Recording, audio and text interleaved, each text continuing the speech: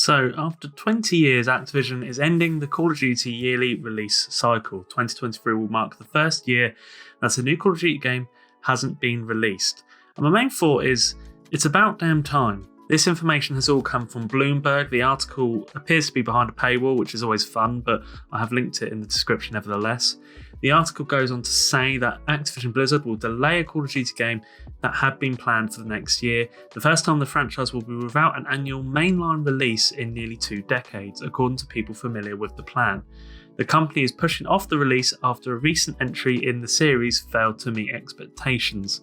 Wonder what game that could be, eh? Now, this is nothing but a good thing as far as I'm concerned, however not for the reasons why Activision are actually pursuing it, which is down to them simply not getting stinky, filthy rich from Vanguard. That's literally it. But it feels like, especially nowadays, a 2-3 year cycle just isn't enough to develop a game, certainly one to the scale of Call of Duty. If you look at recent releases in Call of Duty franchise, there's only one that, in my opinion, looks like it had a good amount of time spent on it and wasn't particularly rushed, and that was Modern Warfare in 2019.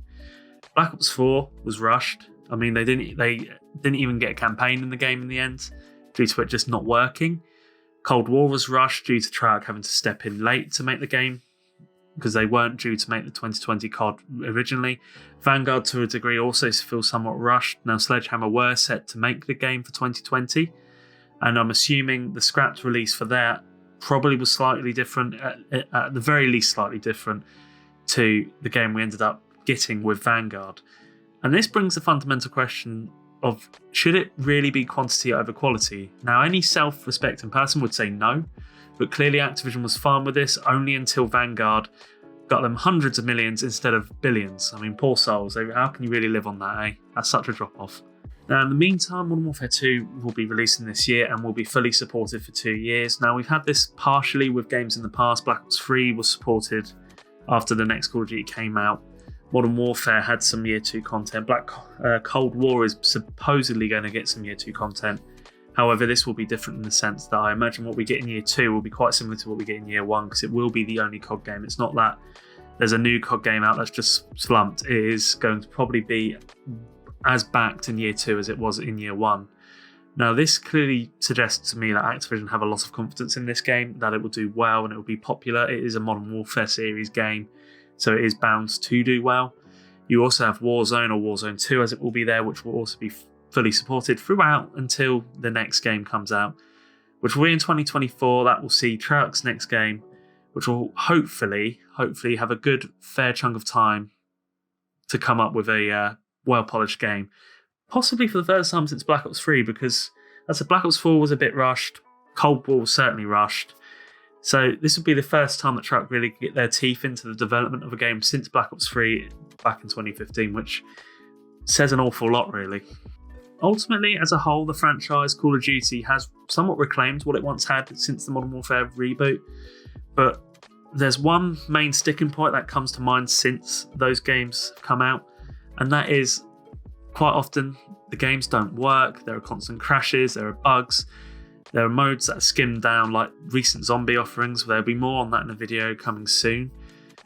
But that can all be attributed to the time in which they have to perfect their games.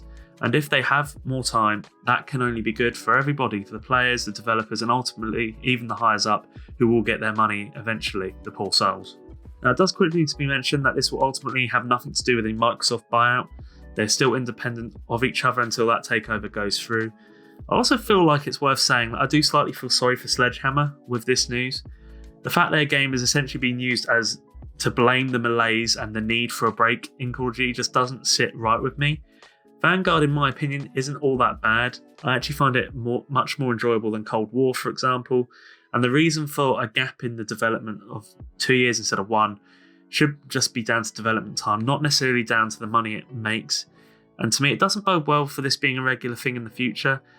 If it is literally just down to one game not making the big bucks, that they're going to take a break. I hope that Microsoft, once they do get in there, they ensure this 2-year cycle remains and it isn't just a one-off just because money's a bit tight. I mean, I say tight in the loosest term possible there. Also, one more point just to think of. What will this do for gaming in 2023? This is the first time there will not be a new Call of Duty game to undoubtedly sweep up all the accolades of highest grossing, biggest sales, what all that sort of thing. It's always Call of Duty that tops the stores, whether it be physical, digital.